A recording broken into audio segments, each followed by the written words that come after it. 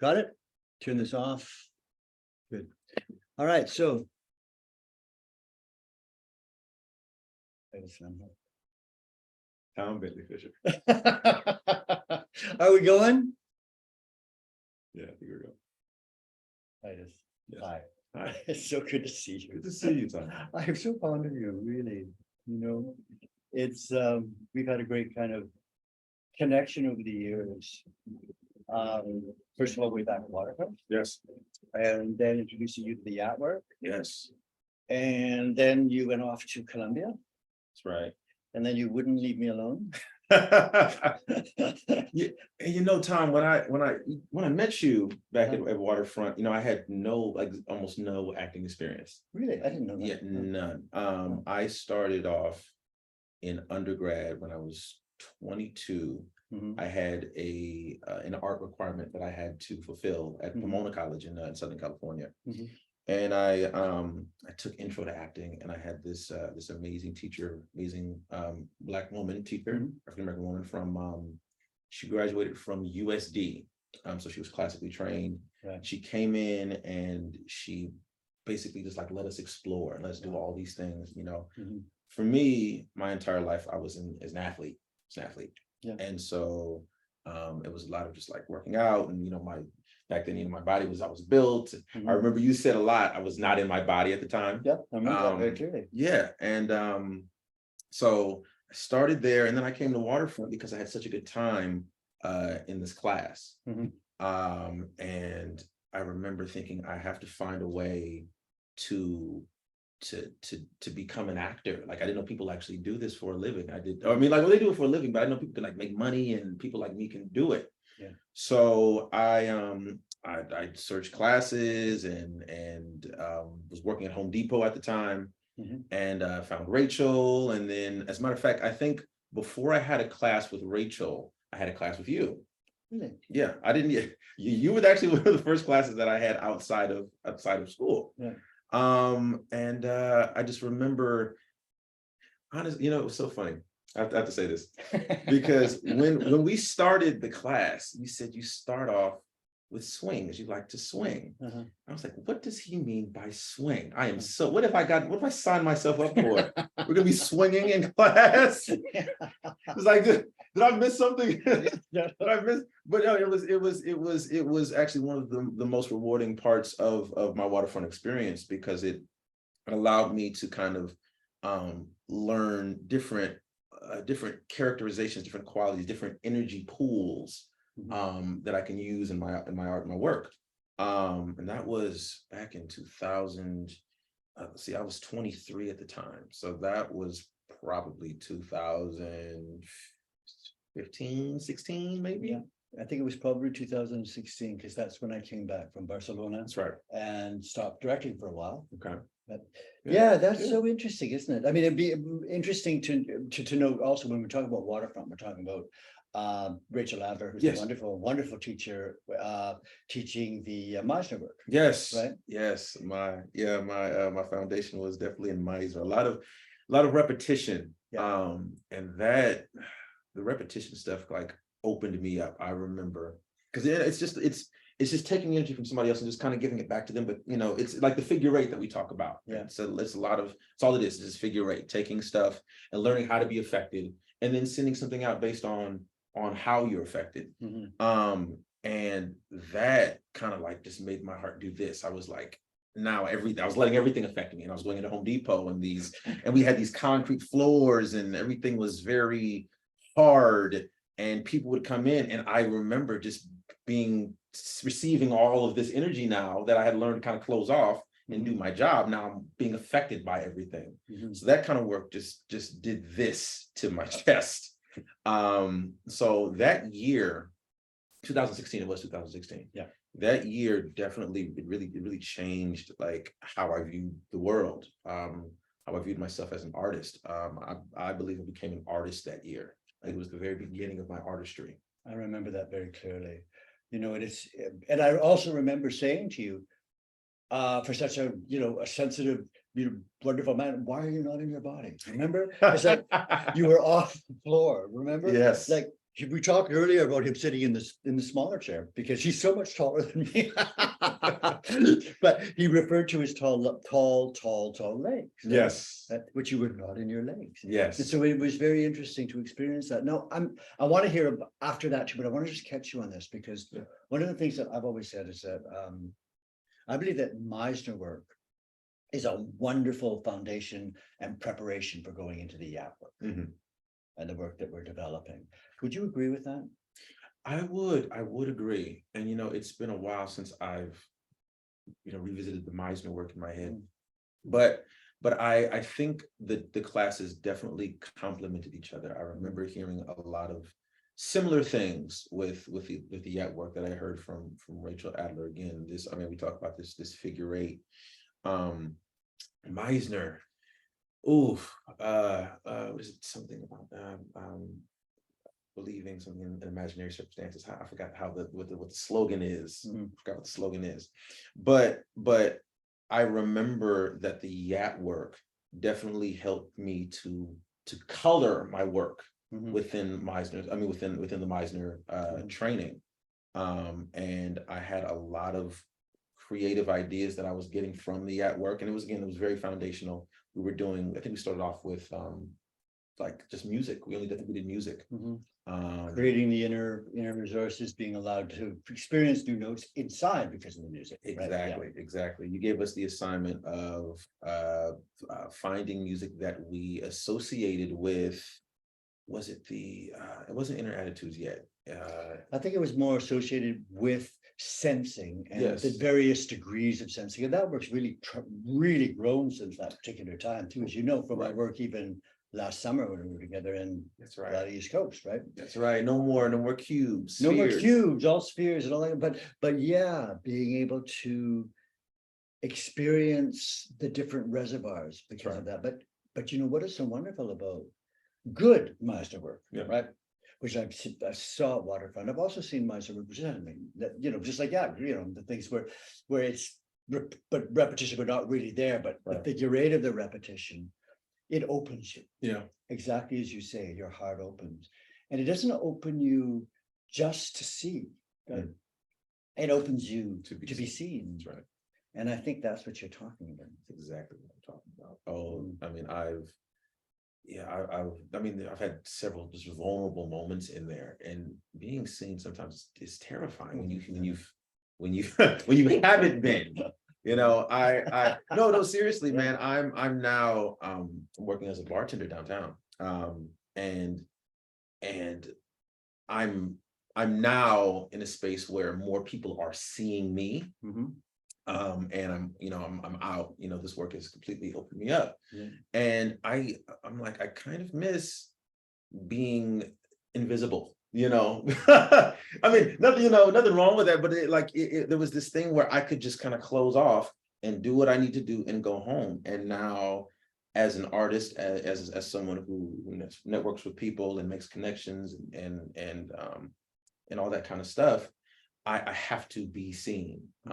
And so a lot of this work is definitely informing my life, and being okay with having the eyes on me, the eyes in me.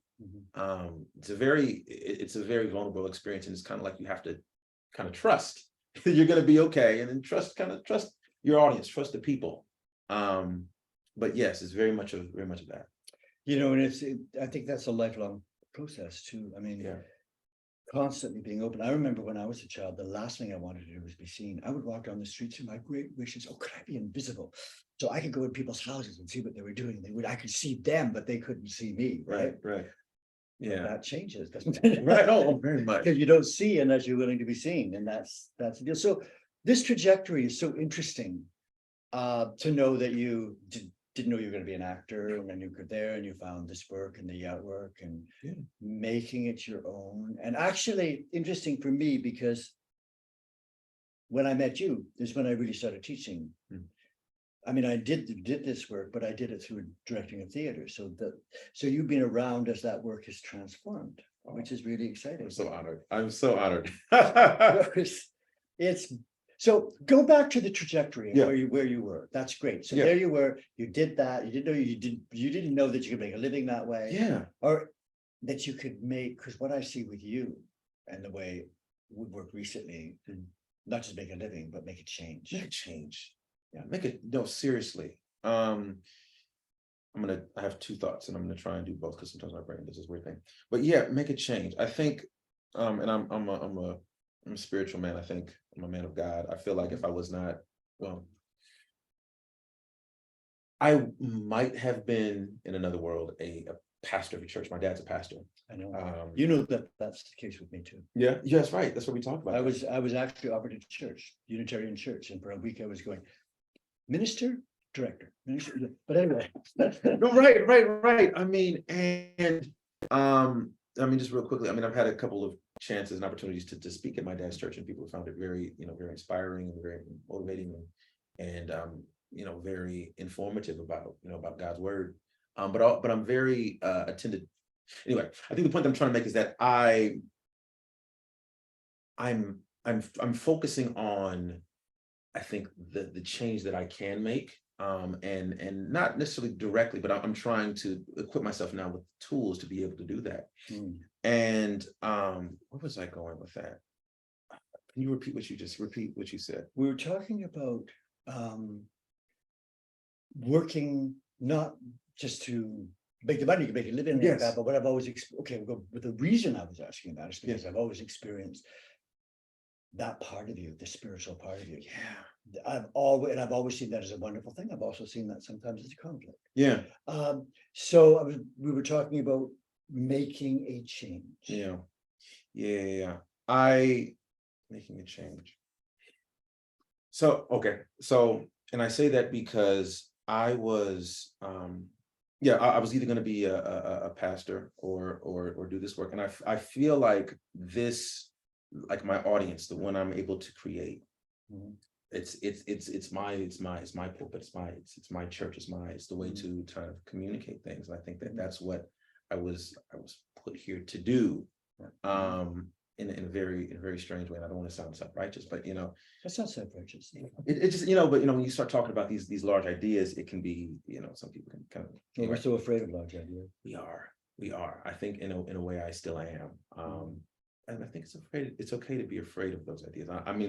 I'm going in that direction anyway. I realize that when I have this, I feel like there's a calling, and whether or not you want to, it's kind of like you kind of have to walk the path. You have to get on the ride. You have to do the experiences. It's duty. It's written. It's destiny. But I'm finding that I don't. Yeah, you're right. I don't just want to make money.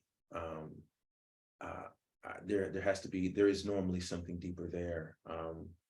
And I think that's really what keeps the motivation going. Obviously, money is great. If I didn't have to work at these bars and restaurants, I wouldn't.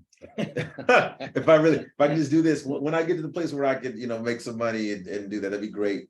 But yeah, finding meaning and finding purpose. But I will go back to the trajectory. We're talking about trajectory, right? I want to jump in too, for people who are here with us and watching, who will be, to also, for our audience, know that I think you are such an extraordinary man and so talented. And I knew that from, who am I to know anything? But I knew that from the beginning, and in watching you has been a great privilege. So you are on your way. The last show I saw you, when you are well on your way. I just wanted to coach that. Now back to you. Thank you so much, Tom. But yeah, okay, so trajectory. So I was at Waterfront, and you and I actually had a conversation, because once I finished Waterfront, I said, this is great. I did a year of training, very intense training. I want to deepen the work. And we spoke about grad school. And you did mention to me, you said, you can go to grad school, and sometimes grad school is full of a bunch of teachers who don't know what they're doing and weren't able to make it as actors, and so then now they teach, and that is something not necessarily at my school as a whole, but that is something that I've experienced as teachers. There are some very good teachers. I have a friend, Clotilde Horn, who's amazing actress. we call them anointed teachers, teachers who are, who are gifted to really give information and do it from a deep place. You're one of those teachers. I've had many teachers over there Yat is one of those teachers. Yat is one of those teachers. I've had many teachers at Columbia who have just been excellent. I've had Ron Van Loo, Gene McClellan. I've had many others. Oh my goodness, I'm drawing blanks. But I was so lucky to go to Columbia and find the teachers that I needed at the time, because I was, and I went to Columbia, and Columbia back in 2017 was in reconstruction. Their school was more of a performance laboratory. Not many actors were going out and booking as much, Right. as like the other schools, right? Like we talk about, we're in New York, Right. So top schools in New York, you've got Juilliard, you've got NYU, and then you've got Yale and New Haven, and then a few others. But Columbia at the time was not on the radar. And so I went over there. They just brought this great teacher. His name is Ron Van Loo, who's an excellent acting teacher from Yale and from NYU. And I was kind of skeptical to go, because in my head, Juilliard, NYU, Yale was the place to be. But I kind of ended up exactly where I needed to be. Yeah. And the things that I didn't get at Columbia, I'm in the city of New York. So I have access to everything, actually, except for the Yat work, because there weren't really Yat teachers in New York. But I remember having access to the swings and having access to the inner attitude. So I had a tool belt, really, that I could carry with me. And of course I'm bringing the Meisner stuff, but I remember feeling like I had the tools to really make some really, really meaningful and deep and explorative art. So that was great. So and when you were there, by the way, and then you brought some wonderful Michelle Shea, yes, Cartier Horn. You brought some wonderful people my way that I'm now working with. Beautiful people. The world is small. Yes. And going back to the spiritual path. I mean, I feel the same thing at the moment in my life, that everything is coming together as it should. Yeah. Carry on. Yeah. And so I was able to pull just to kind of go out and explore New York, explore myself. I learned a lot about myself in New York in those 3 years. Learned a lot about the city of New York. I did a lot of networking. I went out to to the shows at Yale and to NYU and to Juilliard, and met all the Black actors over there mostly. But I'm in the folks at the National Black Theater. Yeah. I was able to connect the schools together in a way. Me and a group of friends. I have a friend, Christian Goody, and Othello Pratt Jr., who were some of my classmates in New York. We were kind of able to kind of bring these groups of people together, and I was very, very fortunate to have that experience. And this is the people like at Columbia, bringing people to Columbia to other schools. But yeah, I feel like it was such a blessing, because I almost didn't go. Yeah. And I went where I needed to go at the time. Oh, so glad you went. Yeah, yeah. So glad you went. Yeah. And then and then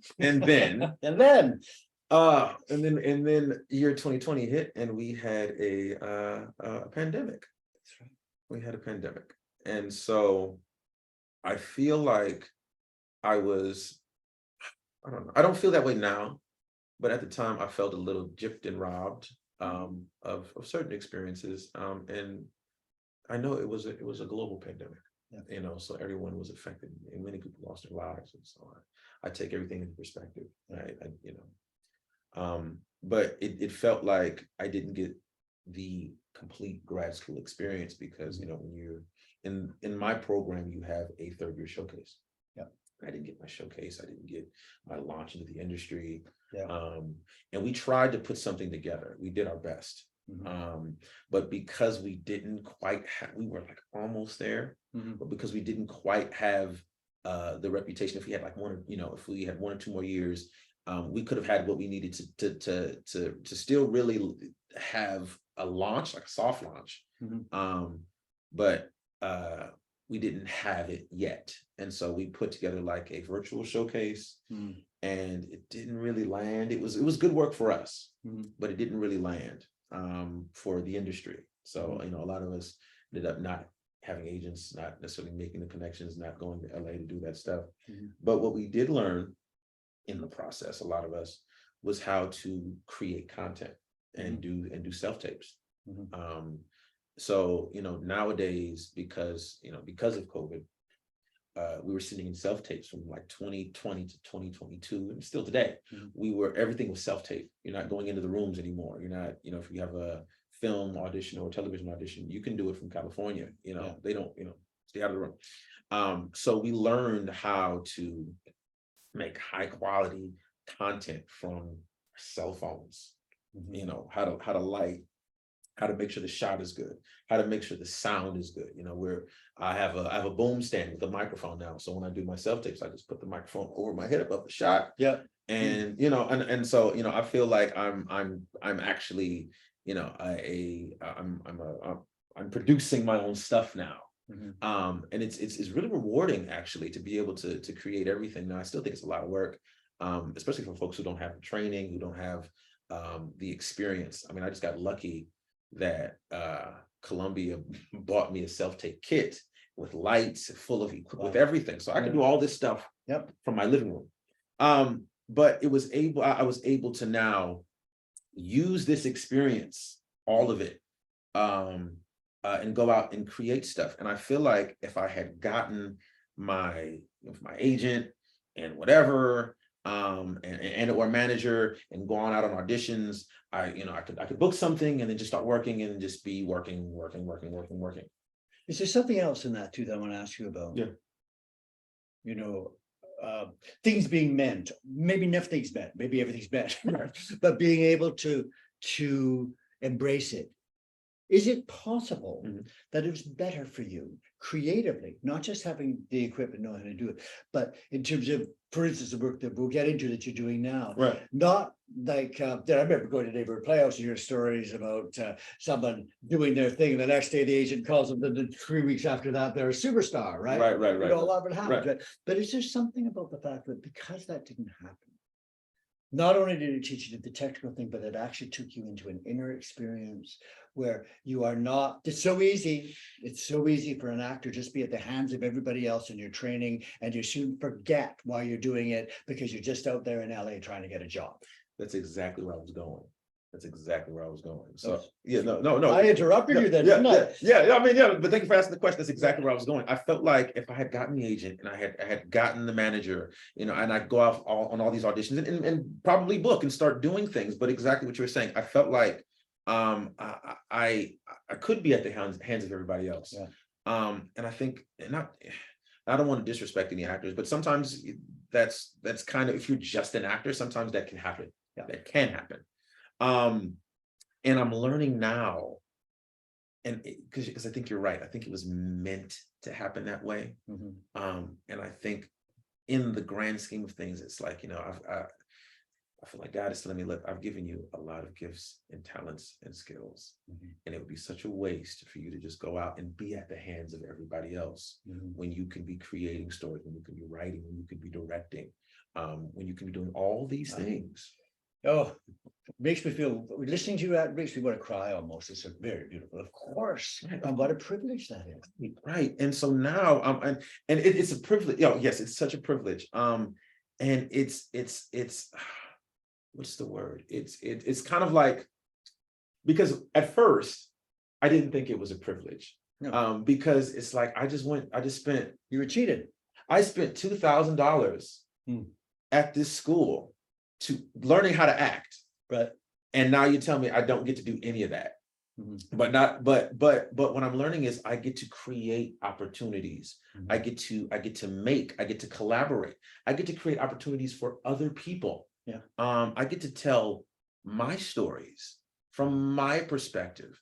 And then, you know, if I want to do another film or a TV show, like I can, but I'm learning now what my voice sounds like. And I am creating space for myself, and there is space for me within this ether of whatever, right? There's space for my voice, and creating space for that. Yeah. I'm learning that like literally right now. Well, that's great. Right now. Yeah. And so I mean, and this is the very beginning of it. So like, but I'm learning the to be grateful for my experience. Yeah, I'm gonna look back 5 years from now and be like, man, I guess I'm glad I didn't have that thing, because really I would have cheated myself. But these last 3 years have really taught me how to be more of an artist. Yeah, and just finding my own voice. Because I mean, you know, I think I am a talented actor, but I think I can act. You know, but there's so much more. There is so much. There's so much more. And what a waste if I didn't use it. Yeah. You know. Well, I hear you, and I hear that link between your spiritual and your artistic voice. You know, that is the same. That you're not willing, and good for you, not willing to give over and just go with all the other actors and talk about, I'm going to do my part, just like Bernard, what this actor did his part, but it's about human beings and about really changing the world and making that kind of contribution, whatever it is, and trusting. And your voice will get richer and richer, and the echoes of your thoughts will get richer and richer. Right. That's so exciting. But I mean, Tom, I'm learning it today. Yeah, I'm like right now. Yeah. How important that is, and also like that I'm like, I have skills in here. Like it's not just like a voice, but like I can actually do all this stuff. Yeah. I mean, I've spent years working at a radio station. So I know how to do sound, like the very basics of sound. Like I can edit sound. I can make sure that the picture sounds good. I know where to cut the voice here, where to cut the voice there. I know, and I've also been like editing video. So like I'm an editor, you know, and I understand rhythm and pacing and all this other stuff. So I've been like collecting different skills from different places that I just haven't been using. Yeah. And I'm like, oh, snap, I do know how to do that. Oh, I know how to do that too. Well, then if I can do that, maybe I can do this. And if I can do this, then maybe I can put this whole thing together. And if I can do this little thing, maybe I can do this big thing. Yeah. Maybe I can get these other people to do this big thing with me. I gotta come and study with you. It's all very exciting. I know it is. It's terrific. Yeah, it sounds great. Yeah. Great. Yeah. And so I mean, yeah, it's exciting. Yeah. So how did, when you came back from Columbia, I know you went to LA, Yeah. and why did you come back to the Yat work? Why did you come back to working with me? You know, Tom, I think again, when I say anointed teachers, man, I think you're gifted. And you have an understanding, a spiritual understanding of how this stuff works. And I think you see very, very well. You can see. Well, I would like to be able to. I think you can see. Even, I mean, and we were doing this stuff on Zoom, and you were with pinpoint accuracy. Oh, you just tension here. You know, walk around the room. Just kind of speak from over your shoulder. Like you can see that kind of stuff. And I have a handful of teachers that I can reach out to, and I'm so thankful that I came across you. Because the Yat work was very specific, I think. And I think when you're learning about acting, I mean, yes, there is specificity, but when you're talking about like energy reservoirs and different qualities, I think the Yat work, especially because I learned most from the inner attitudes. I know there are other ways to learn it, but the inner attitudes help me the most. It kind of gives me a category, and we can start from there, right? But we have these spheres now that you can kind of mix and blend and color and pepper here. And I found it that it's really good for camera work. But I mean, obviously theater, but like it is actually really, really good for television and film. Because sometimes they want you to kind of, stick to a certain energy type. But it allows me to kind of because my mind is very, sometimes can be very intellectual.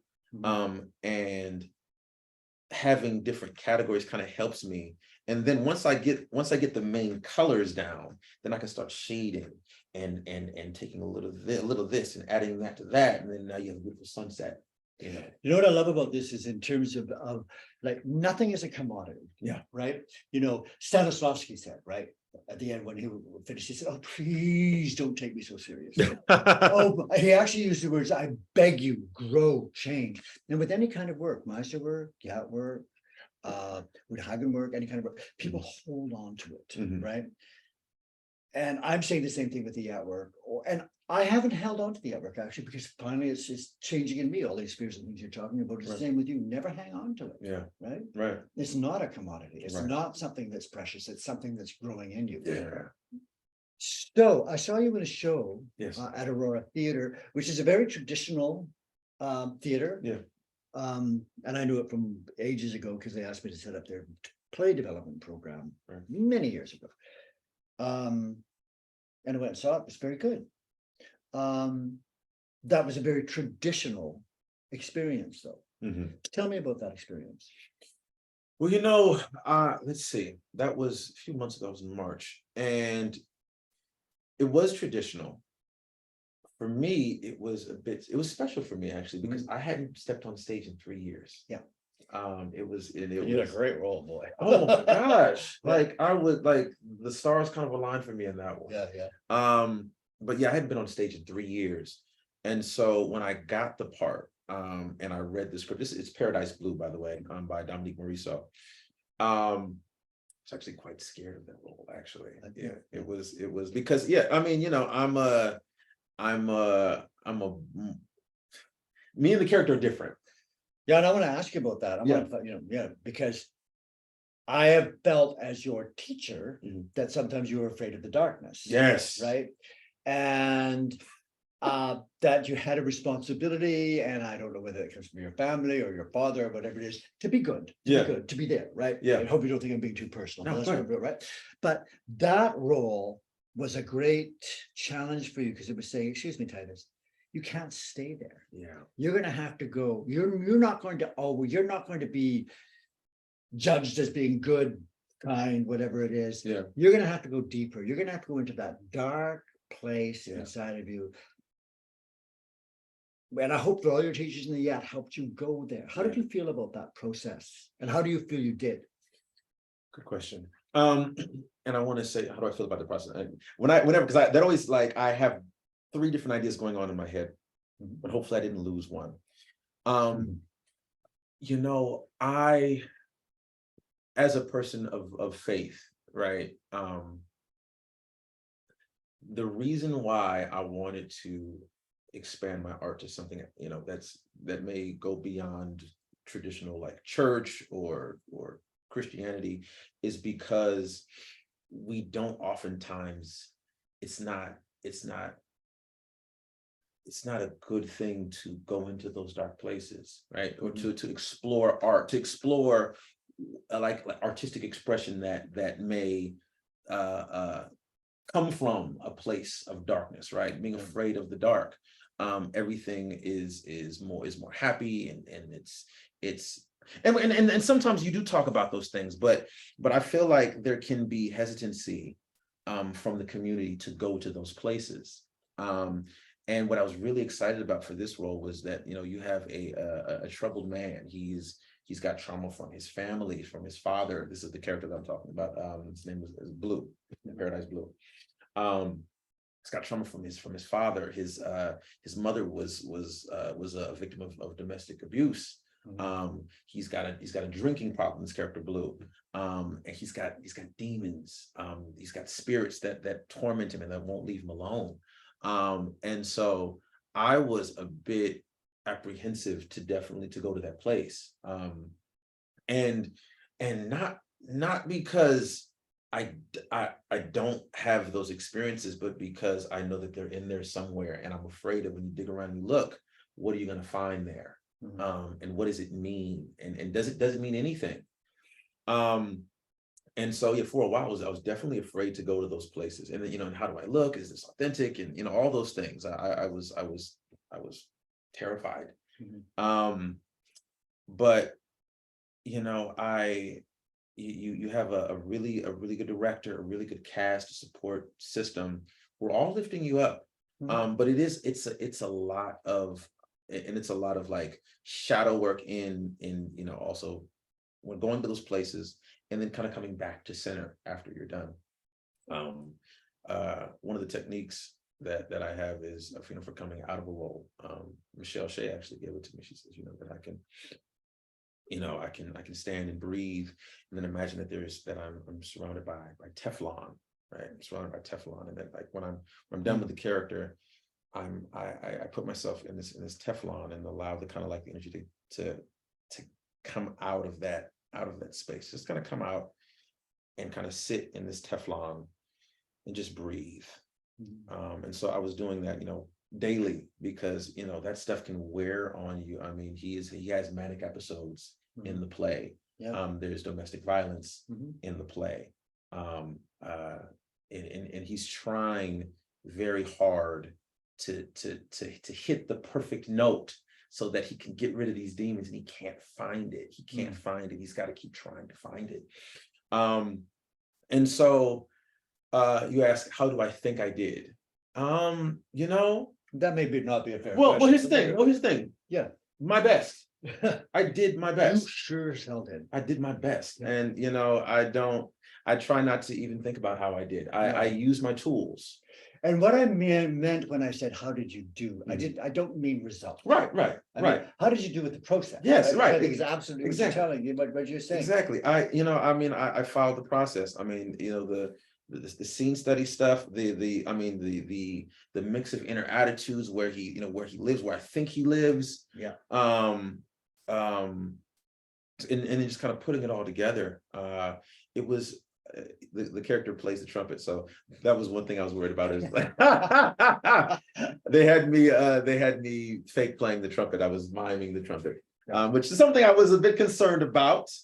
And the night that you actually came, we had one of the actresses was sick, so I saw that. Yeah, so we were actually making adjustments on the fly. Yeah, she did very well. Yes, Jordan Battle. Her name is Jordan Battle. She did an excellent job that night. And I learned stuff that night too, because it was just, I think, that week that my new novel got picked up by a publisher called The Boy Who Was Saved by Jazz. Yes. Right.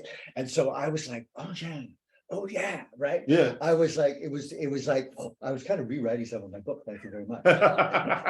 But you're welcome. You're very welcome. Yeah, no royalties. Right. I want to ask you something that I always feel very important, and I need other people to define it, because it's so easy for me to say things. And it's not that it's easy for me to say things, but I don't ever want things to become a catchphrase. So one of the things that I say a lot, and you've heard me say it a lot, is I believe that actors and artists must be the healthiest people in society. I think you have to be healthy. Yeah. Now, I was brought up when I went to school before by Meisner, and Meisner actually had a thing for me and treated me very badly. I had to run. Okay. And also, people use those things. Yeah. They use things that were unhealthy. Yeah. And so, and great actors would get trapped by that. Right. Yeah. So why do you think that I say now the world is different, 2023? We cannot stay within our neurosis. Yeah. We cannot stay within that and exploit that. Yeah. Well, one of the things that, and I'm going back to that. I realize I shouldn't have said that. No, should I? No. Well, here's the thing. One of the great things that I learned from you and from Rachel Adler, that's why I think we work together so well, is that she says you have to have a spiritual center. Yeah. A center that you can kind of always go back to, like, this is who I am. This is my safe space. This is my healthy place. And I feel like a lot of actors, they can use their neurosis or the toxic traits of themselves and make art, and they can make it. But I mean, and it can be very compelling and good. But the problem is that when you're done with it and you kind of have to kind of sit in your muck and your mess, and you don't, and the work can get, yourself and the work can get warped. That's the word that Rachel uses. It's warped. It can get weird and just and kind of nasty and funny. And I know a few method actors who just don't have healthy practices. It's very important for your own mental health, because when we go to those places, we go like, it's very, it has to, like, there has to be some form of truth to it when you. Yeah, and hopefully if you're healthy, you're going to be more dangerous. Yes. That's the thing. You have to go there. Exactly. You have to go there. And so, and you have to find what the part of yourself that resonates with that part of it, right? So when I'm going to these places, I have to find something that makes sense to me, even if it's not exactly the same circumstances in my head. I have to say, okay, this idea connects with this. And so this is what makes this real for me. Yeah. This is what's this is the connection that I'm having. And so if you're not healthy, then you don't have something to come back to, right? And now you can have issues with your castmates, you can have issues with this work. I mean, I know plenty of people have addictions, and it's just, it can get really, really nasty. And it's not sustainable. It's not sustainable. If you want to have a long career, you have to be healthy. You have to be able to be able to touch these places and then come back. And then right now that I've touched it, it's like, okay, I'm safe. I can go a little bit, let's go a little bit deeper. And that's actually what I had to do, right? I'm like, okay, I'm not gonna die, right? It's like, this is not gonna kill me to go there. Okay. And I'm safe. And I'm safe with these people. I'm safe with my process. I'm safe with my tools. Let's touch this. Okay. We're not gonna drown. I'm gonna go into my knees. I'm gonna come out. Okay, all right, I'm good. It's going down to my waist now. And so, but I think you're so right. I think you're so very right. You have to have you have to be healthy. And again, I've told people all this stuff. Like, that was like one of the first things that I learned from Rachel's, like, your spiritual center is so important. It's kind of like, it's like a foundation. It's kind of like, she describes it as, one of those toys that has sand in the bottom and it's like a balloon on top, and you just kind of like knock it down and it comes back up because all the weight's in the bottom. Yeah. Right. So you can go as far as you need to go. As far as you need to go. Yeah, that's great. I love that. I love that image. Yeah. I never heard her say that. That's so great. Yeah. I need to probably reach out to Rachel. But it's very important. You have to be healthy. And so go ahead. You have a thought. No, I was just gonna say, like, I find it was very different for me. I mean, in the 70s, like being, I've never not worked as an artist. Right. Crazy. That is not happening for people now. Right. So I was very fortunate. Right. But I also went through all that mess. Yeah.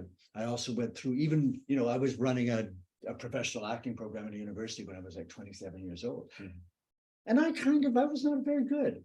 I would, how I got my students go to New York. I said, I need a lot of money. I said to the dean, I want you to get me a bus, and I'm going to put all my actors, they haven't been to Toronto. I'm going to take them to New York. So I got the bus driver took them to drop them off at 42nd Street and said, I'll see you. And went up North Street the next hotel. Oh, wasn't that an awful thing to do? Terrible. Terrible thing to do. Okay. I've been paying for it ever since. But one understands, and paying for it, no. Learning and learning and learning. That a career is not simply about getting jobs. Right. A career is about acknowledging and knowing those mistakes that you made. That was a mistake, right? Right. And you find a way of learning from that.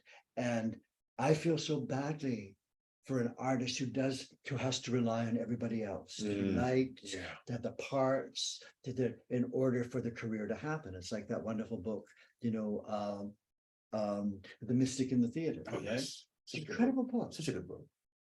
Where it took her whole life. This is Deuce. Right? Yes. It took her whole life, where sort of at the end of that, there were no lovers anymore, money, costumes. there was just this old woman who stood on the stage and was so spiritually in touch that the audience was just like, had never experienced anything like it, you know?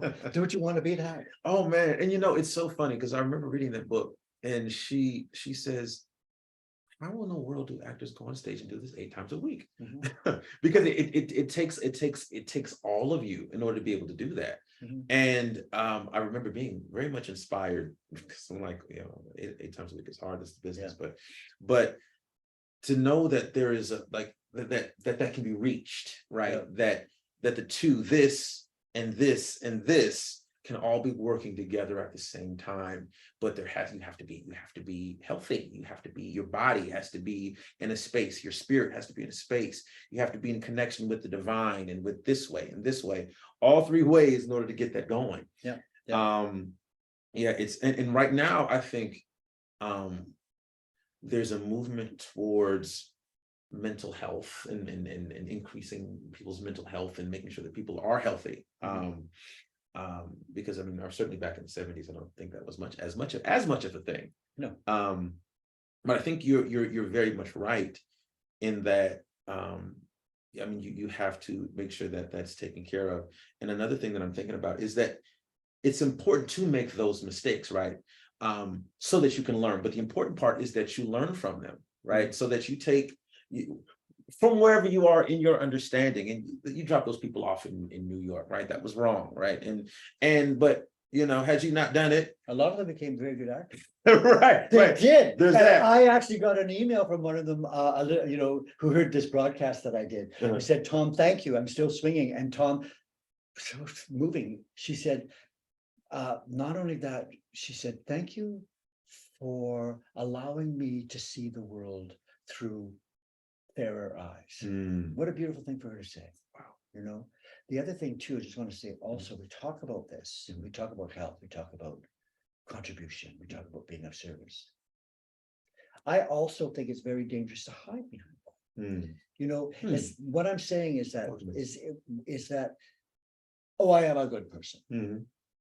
That can be armor, right? That as we say it, as we say this is what we want and this is what we are, it can become precious. It's there. I believe it totally. I believe in the essence of it always, but there is always movement. Right. There's always movement. The moment something stops moving, whether it's inside you, in your body, in your internal experience, and the other experience in this conversation, or in terms of our philosophy and our belief, if we hold on to a belief without allowing the movement to happen inside of us, it can become a parody. Interesting. I want you to say some more about that, because I'm formulating ideas. Can you say some more about you said the armor? Talk more about the armor. Okay, well, the parody is not the right word, maybe, but it is when something let's go to Berkeley, shall we? Yeah. Right. And that very theater, right, that you were on, right? Yes. And I used to go to Berkeley on Monday nights and have discussions with an audience. It would be packed, right? Having done plays, because I'd bring people in just to do readings of plays, right? And the Berkeley audience would say, "Yes, and this is so grand. This is beautiful. This makes me feel wonderful. I believe in goodness. Oh, isn't this wonderful? Isn't this great?" And they would put more signs up in their gardens about fairness. But I could see it becoming armor. For you or for the people? For them. Interesting. For all of us. Okay. In fact, I was dying for someone to say, "What?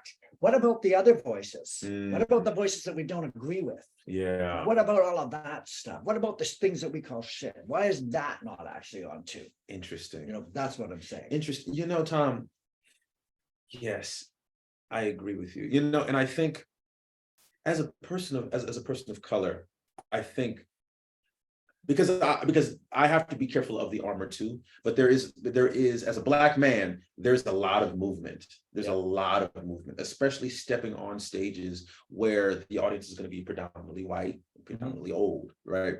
So when we did this play, the audience would come in and oh, what a great play, and this and that, and this and that.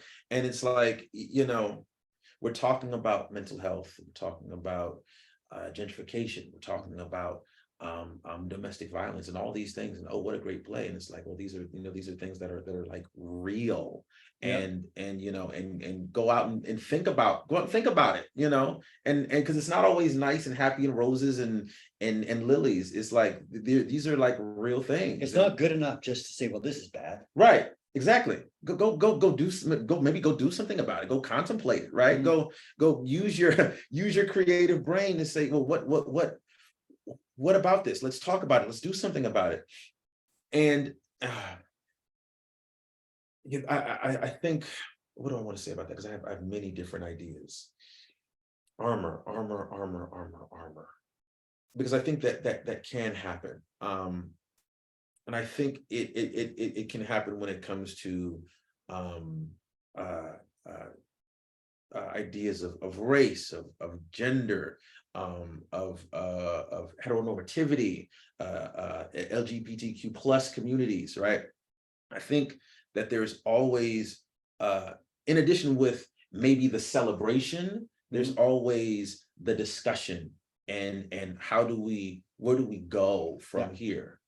And how do the movement of it. There's got to be movement. It's never just this one thing, and it's something that, because the movement, it's something that I'm always aware of, and I because you mentioned that, I almost didn't think about it, because there's always movement. We talk about how important this work is, not just for art's sake, but for what is the purpose? Like, what am I?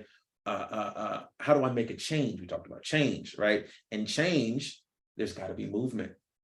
And so when you're putting out a piece of work, and so that's a very dangerous place to be. I've got so many different thoughts that they're just kind of like they're like sitting. This is going to be the beginning of a series, I think. We're going to have to keep meeting on Fridays. Yeah, they're sitting and they're moving. Yeah, but yeah, it's and I'm having trouble fleshing them out as of right now. But you're so right, Tom. We can't get complacent and just say, oh, that was a great show, or that was a bad show, or this, and that's the end of it. Isn't that awful? And then go home and do the same stuff that we were doing. And it doesn't mean that we have to have the answers. No. I mean, I am very clearly an older white man who's had the privilege of being the artistic directors of theaters in Spain, in Canada, whatever it is to do that. I know nothing. Right? I don't know. I have to keep what, it's like, thank goodness that time that I've gone through has ended, that has changed. Thank how fortunate for you. Yeah. That you're up, how fortunate for you that it's difficult. Because that's when great art can happen. That's when art will change the world. That's when we're not talking about just operas bringing down government, which they have. Right. We're talking about making a contribution which is long lasting, not just for the moment when it's so bloody convenient, isn't it, for an audience to go and for the lights to go down and I'm too ashamed to leave, right? And once again, we're going to see a play about how we all love cute cats, right? Right. Well, I mean, that's fine too, but that cannot be the mainstream anymore. Right. You are at a point, it's like pre-World War II. It's like the Renaissance. It's like I was so fortunate, have been so fortunate to work with the Catalan community in Spain, because that is a community that weren't allowed to speak their language, until 1973, until what's his name was dead. Why? And I've been so fortunate to work with the Catalan artists because they have to say something. You have to move. You have to change the world. You cannot you cannot be told you're not allowed to speak your language, or meet and and same with the work that I was doing in Canada, where in the Indigenous communities, it's only recently 50 years when that community said, oh, you're not allowed to have groups more than 3 people, right? You are at a point where your creative life, your spiritual life, all of these things are incredibly important, but you're also at a point where the world needs you so badly. And that can actually make you go back to bed and stay there for 10 years. Right. Or it can force you to go into the unknown. And I mean, the world moves by by doing. You have to do. You can't sit and think and contemplate. I mean, of course, ask the question, but you have to move. Yeah. You've got to do. You've got to create. You've got to make. And you've got to stand up. You've got to rebel. These things are only done by movement. But like God put us on earth to do. Absolutely. To do. Yeah. It's incredibly important. Movement, change, get up, do something. Yeah, exactly. Yeah. Here we go. I'm gonna keep on talking. I'm gonna keep on talking. I'm gonna keep on talking. Yeah. Yeah. How wonderful. So now, it was great you came back. It was great working with you and seeing you. And now you're doing something else. You've came now. Tell us about that. Yeah. So now, I mean, and I'm still very much an actor, a theater actor, and an actor overall. But what ended up happening in the last couple of years is that I was very much like, once I got out of grad school, I was very much on the search for an agent and a manager.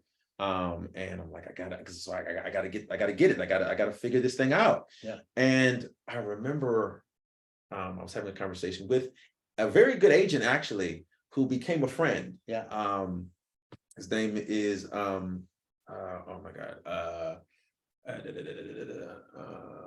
I'm drawing a blank on his name, but anyway, he works at this great company.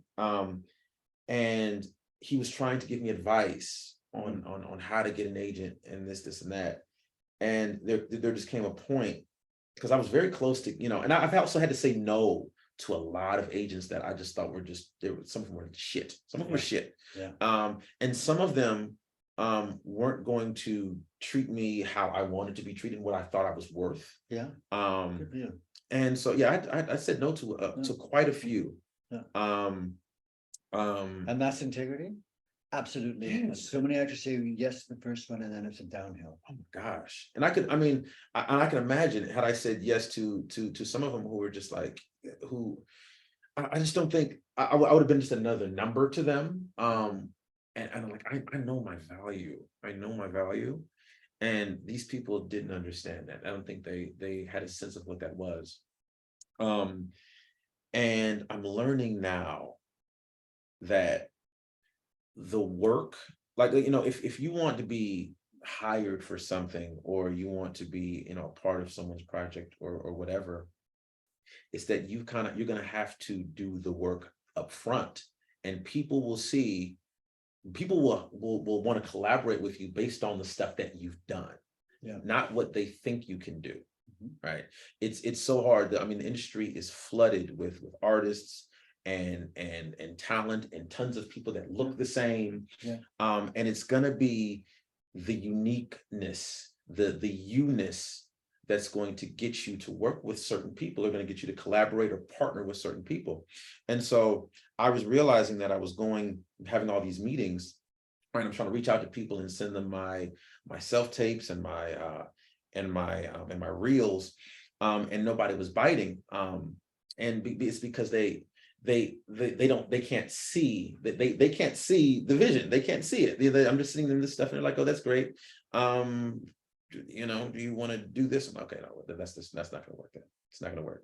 So what I decided to do, it's not going to work. And so I had this conversation, and I just said, hey man, to this agent, I said, hey man, I'm just gonna thank you for your help, but I've got to figure this thing out. And it may not, and I took a break from trying to find an agent, took a break from trying to find a manager. I was living in LA at that time, moved back here, because also LA is weird. LA can be weird. There is a bit of superficiality to it, and it's a lot of it is transactional. A lot of it is, when you meet someone, you're always you're always networking and trying to connect. And what can I get from you? What can you get from me? How do we? You have something to say about that? Interestingly enough, I do actually. Yeah. Wherever you find a place where there's a lot of superficiality in the arts, somewhere there is just the opposite. When I was in New York and it was very violent, I met the most peaceful, beautiful people I've ever met. Oh yeah. It's really great to remember that. Yes, no, and you know what? There is, and I know that exists. I couldn't find it at the time. Right. I did, I just didn't have access to those spaces. I just didn't know where they were. Right. So I came back here. But and I know that exists. I know there's some really, really good people, and I should not characterize the entire city of LA. No, it's okay, I do. Because that's not right. That's not right. Yeah. But the people that I was running into, Mhm. and that's just who I was running into at the time. So I came back here. And I decided that I wanted to focus on my own little projects. So right now, I mean, I was so skeptical for a very long time of joining this social media space where people are creating online, because I thought a lot of it was garbage. I thought a lot of it wasn't very good content. But it seems to be, it works for some people. Yeah. And I was very skeptical to go into that space. And for a lot of my coexistence with social media, I definitely had a relationship with it, where I'm able to express certain ideas that people are connecting with, and that people are entertained by. And I've been doing it sporadically over a period of time. And I never really just kind of like decided that I was just going to continue to do it. I just was like, it's something fun. People were like, oh, you can like make something out of this. This is actually good stuff. This can be quality stuff. And I had to kind of sit and really trust in myself that I'm not going to put out shit, that I have training. I'm a trained actor. I have skills. I have a gift. I can use it. And I don't have to worry about, just because it's in this space with all these other things, that it's going to be classified with that, you know. And so right now I'm creating little short stories, short skits, small movies right now. They are small, but I'm quite entertained by them. I'm having fun. Are they like scenarios too? Are they like scenarios? I'm gonna move into scenarios very soon. I'm working on one now, that is, and I know you're also working on one of these, which is why I was a little skeptical to tell you about it. But one of them is a therapy session with myself, because a lot of it is me talking to myself. But I think one of them is going to kind of go deep into my own subconscious and kind of discuss what's going on in there. And because I feel like I have different voices kind of going on at the same time, but to kind of personify those voices. So I'm working on something like that.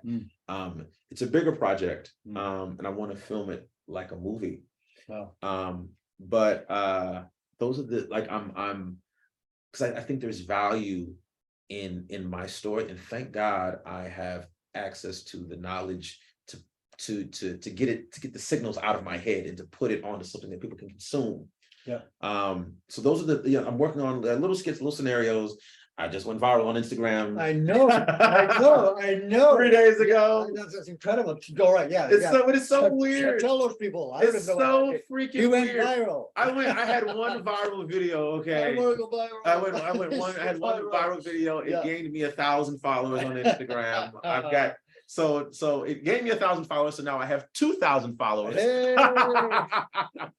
But it was something so silly. But it's all it is something that people can relate to. Oh, I know. It's finding something that people say, hey, this is fun, or that's so true, or you nailed that, or that's so right, or I know exactly what you're talking about. That's all. It's connection. It's the same thing I'm doing on stage. Yeah. The same thing. Finding that through line that goes from me to you of truth. Of truth. Yeah. Of truth. Yeah. True. Truth does not have to reveal itself in realism, but truth is there, right? So the truth in your inner life and your outer life, the truth that we have. That's right. The truth of, I mean, who's going to see this? To this truth here, that is, and it is movement, isn't it? It's movement. Constantly movement. I was just saying things like, nothing, a rock is full of movement. Yes. It's movement. Yes. Yeah. It sounds absolutely wonderful. Titus, I just love you. I love you too, Tom. I do. I was just, I'm going to probably wind this up by saying I think that this is a remarkable man, and I feel very privileged to have known him, to have been his teacher. But one of the reasons I'm privileged is he's also my teacher. And we talk about teachers, right? Come on, if you're not also a student, and this man makes me a student, I've so loved what he said today. I've so loved it. And I'm so looking forward to following his growth. We could call it career, but I know it's going to be career, but more importantly, I'm so looking forward to following his growth and that melding of what is so apparently a vulnerable inner world that he carries with himself, of daring to allow the spiritual and the unknown and God to be voiced. So many of us hide that, but we can't hide that, right? Doesn't say everyone's doing things the same way, but that is not hidden. And that, in terms of being an actor, a lot of people don't want to see that, or are surprised and whoa, I want to see that. But that's one of the things that Titus brings to me. And I just want to thank you very much for being here. Thank you. Really beautiful. Loved listening to you. Thank you. Thank you for just being an amazing person. An amazing person, Tom. Thank you. I was a teacher, but it's all of that. It's all of that. I mean, definitely, man. I mean, there's a lot of teachers that I haven't stayed as much in contact with. I've known you for 7 years. It's probably one of the longest active relationships that I've had with a teacher, but also a friend. Yeah, you are a friend. Thank you so much. Yeah. Anyway, thank you. All right. So long, folks. Go out there and change the world. Bye. Now, stop recording. How about that? You were good. I thought that was one of my favorites for sure, right? That is going to go ahead, Tom. Go ahead. I was going to say I loved it. I think it's the first time I've been able to do this and shut up, because he was so fantastically interesting. He's always telling me to shut up. Really, really lovely. Yeah. Let's get this one going fast, okay? I'll be putting it for edit right now directly. Yeah, put it near the top. We got the Valerie, we got the thing. Let's put this one near the top too. We got a votes. Okay. And anything that you need, do you need to see it first? Do you want to see it first before we put it up? You know what? Just put it up. Just put it up. Let's get this thing out. I don't need to look at it. I don't need to look at it. There's nothing. Okay. No, did I say anything bad about anybody? I forgot to mention one of my really good teachers, but that's okay. That's okay. Yeah. No, just put it up. Throw it up. That was absolutely. I love the energy. I think this is the kind of energy and the conversation that we have been searching for, Tom. I think you had it with Kent last, and now this one. So these are the two highlights from there are different kind of highlights, but the more near energy was there in this with depth. So okay. I got a busy day coming ahead of me. I've got this Pamela and Sherman coming over to facilitate What is YBC, and then I've got a rehearsal after that, and we are going to definitely get together and ask you to come and read the summer. Just to come and help. Right? See what it's like. I'd love you to play. It's something I'd love you to play. For sure. I'm down. See what you think. You know, May the whole thing. Anyway, many things going on here today. You need to send me those emails. I need to line up the people for the coming week. Yeah, I will. Oh, and by the way, I feel we should go directly to Shannon. I forgot about that. She's back. So let's go right ahead to her. You're in contact with her, like on the phone. Well, I've already told her that we're going to do one. Why don't you just simply email her and say, can you do one in 2 weeks? All right. Okay, that sounds great. I sent you a very nice color-coded email. Great. She was there. She was managing Majda, when you were there. Shannon. I don't remember Shannon. That's because it's a new name for her. Okay. All right. Name. It was Gray. Oh, okay.